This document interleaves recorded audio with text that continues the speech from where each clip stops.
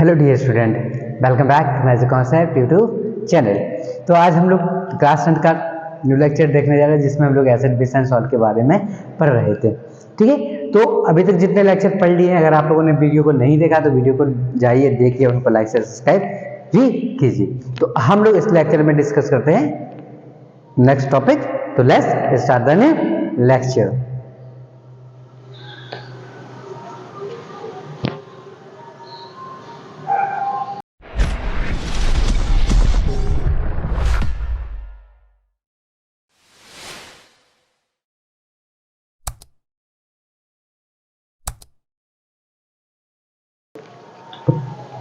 तो हमारा जो नेक्स्ट टॉपिक है वो क्या है, हाउ स्ट्रॉन्ग एसिड आर और बेस, यानी हिंदी बोलते हैं इसको कि हमारे जो अम्ल या क्षार होते हैं वो कितने पावरफुल होते हैं, कितने प्रबल होते हैं या फिर कितने हमारे दुर्बल होते हैं, इनके बारे में हम लोग कैसे पता लगाएं। तो इसकी बात कौन करता है, इसके बारे में हम लोग को जानना है। तो जो हमारे इनके बारे में पता लगाने के लिए यूज करते हैं हम लोग पीएच स्केल का नाम होता है। क्या कहते हैं उसे? पीएच स्केल कहते हैं। यानी कि कौन कितना एसिड है, पावरफुल एसिड है, कौन कितना पावरफुल बेस है, इन सब के बारे में, या वीक एसिड है या वीक बेस है, स्ट्रॉन्ग एसिड है स्ट्रॉन्ग बेस है, इन सब के बारे में पता लगाने के लिए किसकी जरूरत होती है? हमें पीएच स्केल की हमें जरूरत होती है। पीएच स्केल का काम क्या होता है? अच्छा, अभी तो आप बोले तो सर कि एसिड और बेस को पता लगाने के लिए इंडिकेटर की जरूरत होती है। एसिड और बेस को पता लगाने के लिए इंडिकेटर की जरूरत होती है, लेकिन वो कितने पावरफुल है, मतलब कितने ताकतवर हैं, कितने कमजोर हैं, कितने दुर्बल हैं, कितने प्रबल हैं, इन सब के बारे में पता लगाने के लिए हमें जरूरत होती है पीएच की जरूरत होती है। पीएच के द्वारा हम लोग क्या होते हैं, स्ट्रॉन्ग एसिड मतलब कितना पावरफुल स्ट्रॉन्ग है और कितना पावरफुल बेस है, इन सब के बारे में पता लगाने के लिए क्या करते हैं हम लोग? पीएच स्केल का यूज करते हैं। ठीक है, जो कि उसमें बताता है कि हमारे हाइड्रोजन आयन की कंसंट्रेशन यानी कि सांद्रता उसमें कितनी है, उसके अकॉर्डिंगली ही वो स्ट्रॉन्ग एसिड होता है और उसके अकॉर्डिंगली क्या होता है, वो बेस को डिफाइन करता है। ठीक है, जरा देखते हैं एक मिनट। देखो, एक्चुअली अगर पीएच की बात करते हैं तो बीच में क्या होता है? 7 होता है, यानी कि इधर 7 से कम है, इधर पे कितना ले रहा हूं मैं? 0, और इधर कितना है मेरा? 14। ठीक है, तो 0 से 7 तक की अगर बात करते हैं, 0 से 7 तक की अगर बात करते हैं तो ये क्या होते हैं? हमारे एसिड होते हैं। लेकिन जो 7 से 14 तक होते हैं ये क्या होते हैं? हमारे बेस होते हैं। क्या होते हैं? हमारे बेस होते हैं। यानी कि 0 से 7 तक क्या होते हैं? हमारे अम्ल, और 7 से 14 तक क्या होते हैं? हमारे क्षार। यानी कि जब कोई भी क्वेश्चन आ जाए, कहेगा हाइड्रोजन आयन की सांद्रता कंसंट्रेशन 10 टू द पावर में कुछ लिखा हुआ, अभी हम लोग उसको पीएच निकालना भी सीखेंगे, तो उस कंडीशन में क्या होगा? अगर 7 है, 6 है, 5 है, तो अगर कौन होगा? अम्ल होगा या क्षार होगा? पहचानो। तो हमें बस देख के बता देना, अगर 7 से कम है तो अम्ल होगा, और 7 से ज्यादा है तो क्या होगा? वो हमारा क्षार यानी कि बेस कहलाता है। ठीक है, इसकी वजह अब देखा है बनाया तो कुछ इस प्रकार से हम बना सकते हैं। यहाँ पे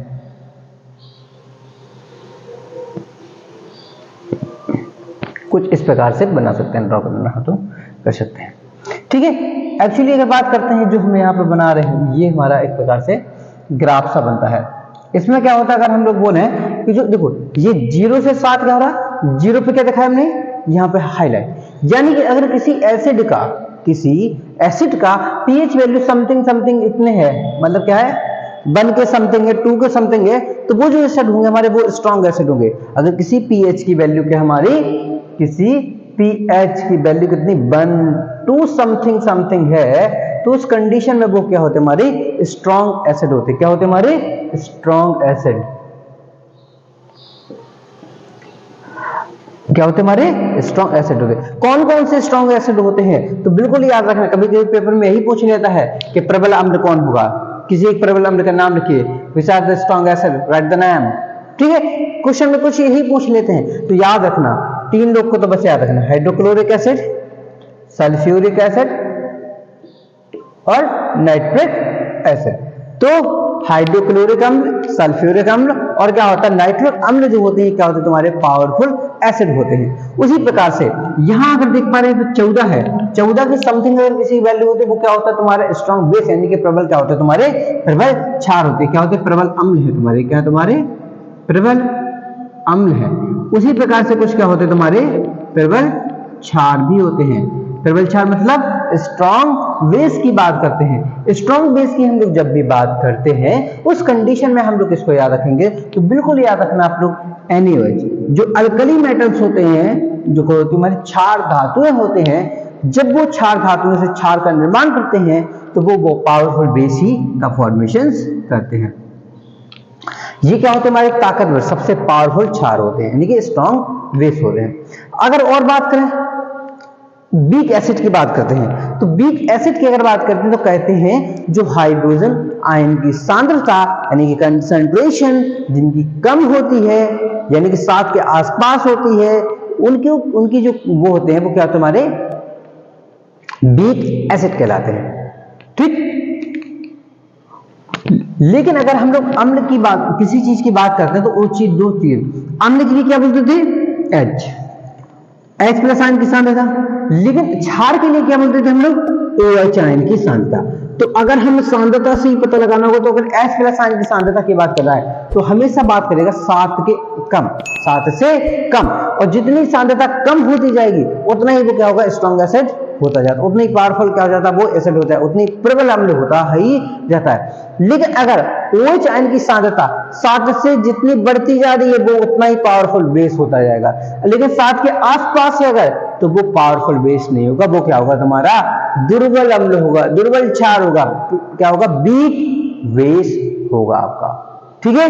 तो अम्ल और क्षार के बारे में पता लगाता है इंडिकेटर, यानी कि सूचक बताता है, लेकिन जो पीएच स्केल होती है यह उस अम्ल के बारे में बताता है कि वो कितना ताकतवर अम्ल है, कितना प्रबल अम्ल है, कितना स्ट्रॉन्ग एसिड है।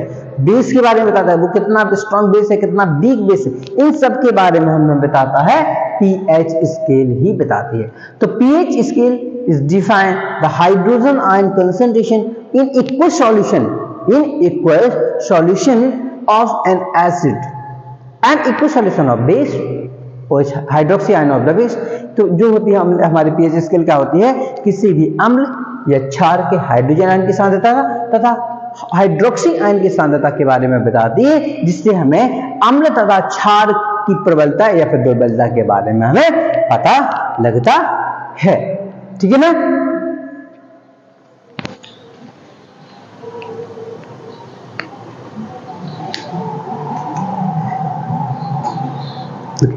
अब इसकी अगर बात करते हैं, इसके बाद की अगर बात करते हैं तो आप लोग को एक चीज पूछता है पेपर में हमेशा, कहता क्वेश्चन देख, क्वेश्चन न्यूमेरिकल के पोर्शन में आ जाते हैं, और क्वेश्चन न्यूमेरिकल के पोर्शन पे आते हैं तो उसमें कुछ फार्मूलेज हैं कि उनको कैसे तुम लोग न्यूमेरिकल को सॉल्व करोगे। ठीक है। तो पहली बात तो फॉर्मूला याद रखो, फॉर्मूला याद होंगे तो न्यूमेरिकल लग जाएंगे। ठीक है। तो एक चीज मैं आप लोग को थोड़ा सा बताता हूं, तो एसिड पीएच स्केल के बारे में आप लोग को इतना ही याद रखना, इतना याद रखेंगे तो आपको कोई भी पीएच से रिलेटेड कुछ भी क्वेश्चन आपका नहीं भूल सकता है। ठीक है। यही चीज आपको लिख देनी है, पेपर में आए अगर पीएच से रिलेटेड कुछ भी आए सबसे पहले इसको ड्रॉ करना है आपको, सबसे पहले इसको ड्रॉ करना ही करना है, नंबर चाहिए पूरे, बिल्कुल ड्रॉ करो इसको। ठीक है ना, क्योंकि अट्रैक्टिव होता है डायग्राम, पेपर में अट्रैक्टिव होता है, बोलते ना first impression is the last impression, हम लोग को वही करना है, हम लोग अट्रैक्टिव दिखाना, नंबर हमें चाहिए, इसलिए डायग्राम मस्ट। ठीक है। चलो तो अब उसके आगे की बात करते हैं कि हम लोग पीएच वैल्यू को कैसे निकालते हैं, पीएच वैल्यू कैसे हम लोग फाइंड करते हैं। तो पीएच वैल्यू को निकालने के लिए जो सिंपल से फार्मूलेज होते हैं और उन्हीं फार्मूले का क्या करेंगे हम लोग यूज करते हैं। अगर पहली बात करते हैं तो सबसे पहले कहते हैं पीएच प्लस पीओएच जो बराबर होता है वो 14 के बराबर। अब ये होता क्या है, तो पीएच को कहते हैं हम लोग अम्ल, ये इसको क्या कहते हैं कि अम्ल से जो अम्ल की कंसंट्रेशन होती है, अम्ल के हाइड्रोजन आयन की जो सांद्रता होती है ना, उसी को क्या कहते हैं हम लोग पीएच कहते हैं। जबकि OH किसके लिए, बेस को रिप्रेजेंट करते हैं, यानी क्षार को रिप्रेजेंट करते हैं। तो कहते हैं जो क्षार की यानी कि OH आयन की जो कंसंट्रेशन होती है उसी को क्या कहते हैं, OH आयन की कंसंट्रेशन को हम लोग क्या कहते हैं, POH कहते हैं। POH का मान अक्सर 7 से ज्यादा आएगा और पीएच का मान क्या होगा, 7 से कम आता है। दोनों को जब जोड़ते हैं तो क्या होता है, हमारा 14 निकल के आ जाता है। अगर हम सिंपल सी बात करें, जैसे कि अगर मैंने कह दिया, मान लो क्वेश्चन में हमें पीएच का मान देकर रखा 5 देकर रखा, पीएच का मान कितना है, कह रहा 5 देकर रखा हुआ है और कह रहा आपको POH का मान निकालना है, तो कैसे निकालोगे आप लोग, तो क्या करना होता है, पीएच के लिए POH के लिए क्या करते हैं, जस्ट POH बराबर में कितना देख देंगे हम लोग 14। तो क्या करेंगे POH ये नाम है और POH बराबर कितना हो जाएगा 14 माइनस कितना जाएगा तो 5 हो जाएगा ना, और जिससे 14 में से 5 जाएगा तो कितना बचेगा तुम्हारा 9 बचेगा। तो POH का जो मान होता है वो कितना हो जाएगा तुम्हारा 9 हो जाएगा। तो इस प्रकार से हम लोग PH और POH की अगर बात करते हैं तो निकालने हो सकता है हमें POH का मान देके रखें और PH का मान निकालना हो तो भी हम तब भी इसी फार्मूले को क्या करते हैं हम लोग यूज करते हैं, ठीक है ना। फिर इसके बाद आगे चलते हैं और आगे की अगर बात करते हैं तो काफ़ी सारी चीज़ें में हमें असाइनमेंट देखने को मिलता है, मतलब काफ़ी सारे इसके हमें दो और फार्मूले पढ़ने हैं, उन फार्मूले की भी हम क्या करते हैं बात कर लेते हैं। क्योंकि मैं तो पहले PH जब हमें क्वेश्चन में कंसेंट्रेशन देके रखती है तो PH निकालने के लिए हम उन्हीं फार्मूले का यूज करते हैं। तो PAH यानी PH बराबर फार्मूला होता है log LOG log minus log H plus ion की सांद्रता, या फिर इसी चीज को लिखना चाहें तो लिख सकते हैं हम लोग log 1/H प्लस आयन की सांद्रता। तो ये हमारी क्या हो जाता है PH के लिए क्या हो जाता है फार्मूले बन के तैयार हो जाता है। हम इन्हीं सिंपल से फार्मूले से PH की वैल्यू क्या कर लेते हैं निकाल लेते हैं, चाहे जितना बड़ा क्वेश्चन क्यों ना देकर रखा हुआ है। बहुत सारे टीचर्स ऐसे होते हैं PH के क्वेश्चन को पता नहीं कितना जल्दी लेके चले जाते हैं, बच्चों को कैलकुलेशन बच्चों को ऊपर से भी जा रहा है, सॉल्यूशन ही नहीं आ रहा है। तो उससे बचने के लिए बस ये दो फार्मूले आप लोग याद रखिए और कैसे क्वेश्चन को सॉल्व करते हैं वो मैं आप लोग को बताऊंगा, उससे बेफिक्र रहिए आप, ठीक है ना। तो अब यहाँ पे एक बात आ गई लॉग, आप लोगों ने लॉग के बारे में तो पढ़ा ही नहीं होगा, ठीक है ना, लॉग के बारे में तो आप लोग पढ़े ही नहीं। तो लॉग को कैसे याद रखना है, लॉग की वैल्यू कितनी होती है, तो इस लॉग की वैल्यू की अगर मैं बात करता हूँ तो शॉर्ट ट्रिक लेके आ जाऊंगा मैं आप लोग के लिए कि किस लॉग की वैल्यू कितनी होती है। आप लोग शॉर्ट में देख सकते हैं किस लॉग की कितनी वैल्यू होती है। कल सुबह 7 बजे आप लोग की लॉग की वैल्यू यहाँ पे अपलोड मैं कर दूंगा इसी चैनल पे आप लोग के लिए वीडियो, ओके। तो वो तो बात हो गई लॉग की, लेकिन लॉग को सॉल्व कैसे करते हैं, तो लॉग के भी कुछ फॉर्मूला होते हैं, लॉग के क्या होते हैं कुछ फॉर्मूलेज होते हैं और उन फॉर्मूले की हम लोग आज बात कर लेते हैं, ठीक है। हमें कुछ नहीं, वही 3 फार्मूले सिंपल से है। पहला लॉग का फार्मूला है log x की पावर n, मतलब log जैसे देखो जैसे लिखा है log 2 की पावर 3 मान लो, तो log के साथ एक संख्या लिखिए, ये क्या होगा हमारे लिए x, और जो उस संख्या के ऊपर जो घात यानी पावर जो चढ़ी हुई होगी उसको क्या कहते हैं हम लोग n।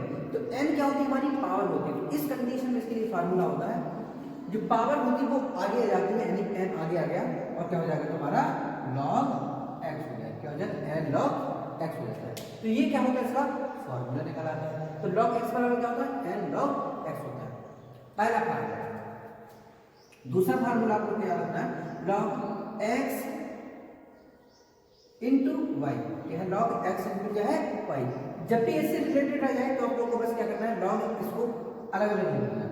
तो log x इंटू को क्या करते हैं, अगर मान लो जैसे ये लिखा है g क्रॉस इंटीग्रेशन है, इसको अगर ऐसा घुमा देंगे तो क्या हो जाएगा, ऐसे था, अगर ऐसा घुमा देंगे तो क्या हो जाएगा प्लस बन जाएगा, इसी को ऊपर घुमा दिए तो क्या बन गया प्लस, लगा देंगे प्लस, क्या लगा देंगे प्लस, यानी कि log x इंटू वाई के अगर फार्मूला बनाते हैं तो क्या हो जाता है वो log x plus log y बनके तैयार हो जाता है।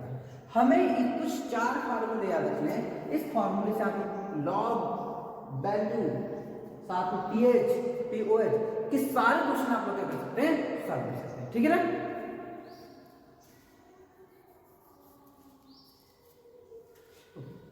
एक क्वेश्चन एक फॉर्मूला और होता है, उस फॉर्मूले को और आप लोग देखिए क्या होता है वो फॉर्मूला। कहता है अगर कभी भी मान लो लिखा हुआ है log x बटे y, क्या लिखा है log x बटे y, इसके लिए जो फार्मूला बन जाता है वो होता है सबसे पहले क्या लिख देते हैं x माइनस ये जो प्लस भाग का से चिन्ह होता है, अगर भाग यानी डिवाइड की बात करते हैं इस प्रकार से चिन्ह होता है, इसमें क्या करते हैं हम लोग दोनों बिंदु बना देते बन गए सब्ट्रैक्शन यानी माइनस बन गया, तो ये माइनस ही बन जाता है, क्या होता है log x minus log y। तो ये कुछ फार्मूले आप लोग को बिल्कुल याद रखने हैं, अगर ये आप लोग को फॉर्मूले याद हैं क्वेश्चन आप लोग आसानी से कर लोगे, ठीक है।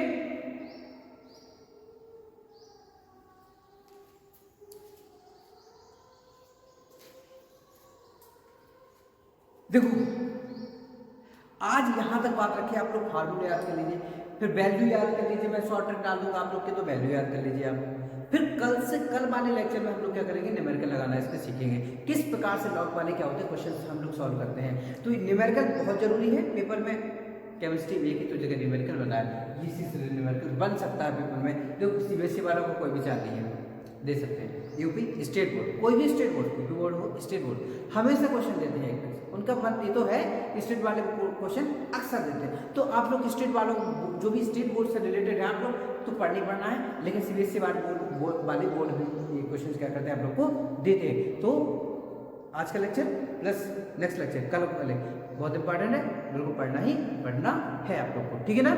इस बात को बिल्कुल याद ही रखिए आप लोग, ठीक है। तो तब वीडियो को लाइक से सब्सक्राइब कर दीजिए, अपने दोस्तों के साथ शेयर कर दीजिए और मिलते हैं न्यू लेक्चर के साथ में, ठीक है। तब तक के लिए बाय बाय, जय श्री राम, जय भारत।